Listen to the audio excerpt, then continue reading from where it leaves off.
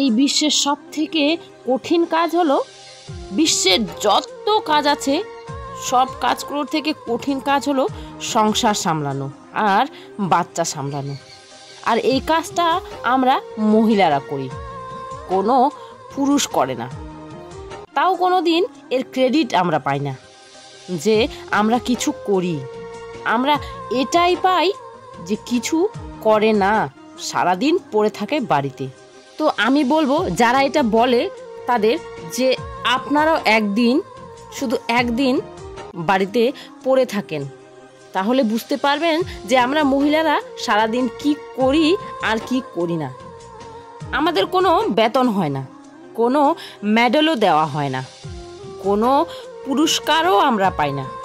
আরে এসব তো ছাড়ো, আমাদের এটাও বলা হয় না যে তুমি খুব ভালো, এত ভালো করে আমার পরিবারটাকে গুছিয়ে রেখেছো, আমার বাচ্চাগুলোকে ভালো সংস্কার দিয়েছো, আমাদের সংসারটাকে সামলে রেখেছো খুব সুন্দর করে। এটাও কেউ ভালোবেসে বলে না। পুরস্কার তো দূরে থাক, বাদ দিলাম। আমরা আমাদের পুরো জীবনটাই দিয়ে দিই এই বাড়ি সামলাতে আর বাচ্চা সামলাতে, কিন্তু আমাদের কোথাও কোনো নাম নেই। বলা হয় আরে কি করে, বাড়িতেই পড়ে থাকে সারাদিন। আর যদি বাচ্চাদের সাথে কিছু হয়ে যায় বা তাদের শরীর খারাপ হয়ে যায় তাহলে তো হয়েই গেল, তোমার বাঁচা মুশকিল।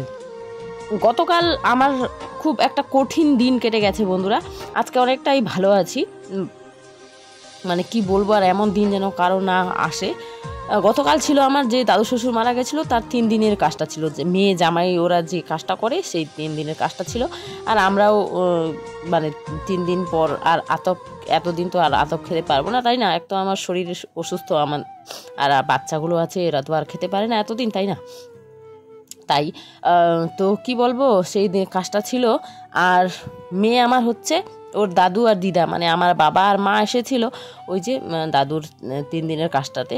তো বাবা মা আসলো গেটের ওখানে। তো মেয়ে হচ্ছে ওর ভাইকে কোলে নিয়ে সিঁড়িটা থেকে নামছিল।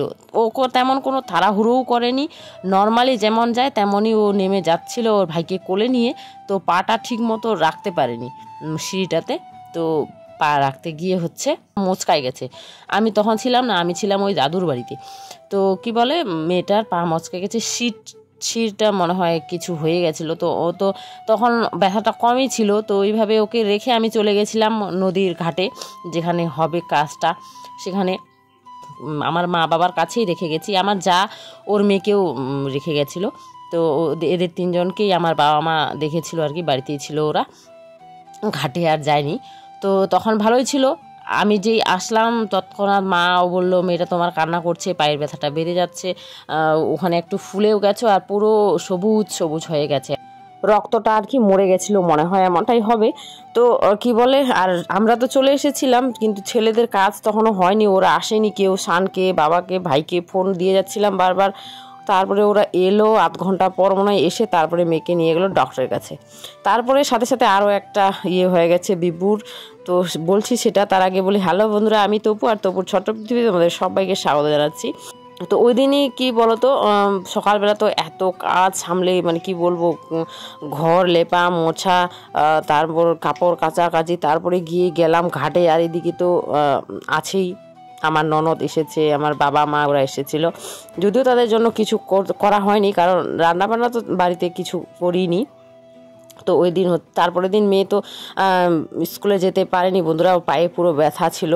আর বিভুকে আমি হচ্ছে স্কুলে দিয়েছিলাম শুধু। আর আজকে হলো শনিবার, আর বিভুর আজকে স্কুল নেই, আর মেয়ে হচ্ছে আজকে স্কুলে যাবে, ওর পায়ের ব্যথাটা অনেকটাই কমে গেছে, তাই আর কি। তারপরে বিভুর তো না বলা চলে, আমার সাথে একটা অঘটন ঘটেছিল, অনেক মানে কি বলবো, অনেক অনেক অনেক কষ্ট পেয়েছি, কঠিন একটা সময় গেছে বন্ধুরা আমার উপর দিয়ে, সেটা বলছি। একদিনের একটা ব্লগ তো তোমাদের অল্প একটু শ্যুট করেছি, শেয়ার করলাম, এটা তার নেক্সট ডে ব্লগ। সকালবেলা সমস্ত কাজ কমপ্লিট করে এই যে মেয়ের জন্য টিফিন রেডি করলাম। এই যে এখন আমরা এমনই হলুদ ছাড়া, মশলা ছাড়া, সরষা তেল ছাড়া এমনই রান্নাবান্না খাই বন্ধুরা। এই যে একেবারে নিরামিষ সাদামাটা রোদে দিচ্ছি তো রঙিন মনে হচ্ছে, তাই তোমাদের সাথে একটু শেয়ার করলাম। মেয়েকে দিলাম পরাঠা আর হচ্ছে আলু তরকারি করে, এটা দিয়ে আমরাও সবাই খাওয়া দাওয়া করে তারপরে হচ্ছে থালা বাসন ধুয়ে নোংরা টোংরা ছিল কিছু, ওগুলো সব ফেলে টেলে দিয়ে তারপরে হচ্ছে চলে এলাম। এখন আমি স্নান সারবো আর হচ্ছে কিছু কাপড় ছিল, প্রতিদিন শাড়ি পরে ওদের বাড়ি যাই আবার সন্ধ্যাবেলা, তো সেগুলোই ধুয়ে নিচ্ছি। এই যে এই জায়গাটায় বন্ধুরা, তখন এই যে বেড়াটা আছে এদিকে সামনের, ওটা আমাদের খোলা ছিল কালকে। এখানে মানুষজন বসেছিল অনেক, আর তো এখানে অনেক মানুষজন ছিল আর আমি ছিলাম ওইদিকে। আর এই যে খাটটা দেখতে পাচ্ছ বন্ধুরা, এগুলো সব ঘিরে দিয়েছে বাবা। ওইদিকে তো দেখাই যাচ্ছে না, এদিক থেকে দেখা যাচ্ছে না, কিন্তু ওই রাস্তাটা দিয়ে ওইদিকে গেলে ওইদিকে অনেকটাই দেখা যায় আর কি। তো কি হয়েছে, মেয়ে তো চলে গেল হসপিটালে, শান আর আমার ভাই বলতে দেওয়ার আর কি, আমি ভাই বলেই ডাকি। তো ভাই নিয়ে ওরা চলে গেল মেয়েকে ওই দিকে খাওয়ার প্যান্ডেলটা দেখতে পাচ্ছ, ওই যে খাওয়ার প্যান্ডেলটা, ওখান থেকে। তো বিভু ও কিছু খায়নি, ও বললো মেয়েকে আমি অল্প কিছু নিয়ে গিয়ে এখান থেকে খাইয়ে দিয়েছিলাম, তো খাইয়ে দিয়ে ও হসপিটালে নিয়ে গেছিলো। আর বিভু তখন খেলোই না, তো ও পরে তখন বলছে আমি খাবো। তৎক্ষণাৎ সবার খাওয়া দাওয়া কমপ্লিট হয়ে গেছিলো, তো বিভুকে নিয়ে গেলাম ওদিকে খেতে, ওকে খাইয়ে দিয়ে এই জায়গাটাতে, এই যে লিচু গাছটার নিচে এখানে পান সুপারির ইয়েটা রাখা ছিল, তো এখানে বসে আমি পান খেতে বসলাম এক কাকিমার সাথে। তো ছিল না সুপারি, তো আমার এক ছোট্ট ননদ গেল সুপারি আনতে, তার জন্য বসলাম।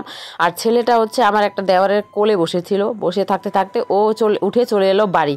আমি দেখলাম আমার সামনেই ও এলো বাড়ির দিকে, ঢুকেও পড়লো বাড়িতে।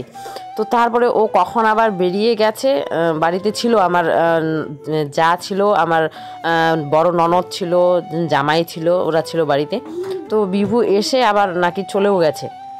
তো গ্রামের তেমন কাউকে চিনে না, আমাদের বংশের মানুষগুলো ছাড়া কাউকে ও চেনে না ঠিক মতো।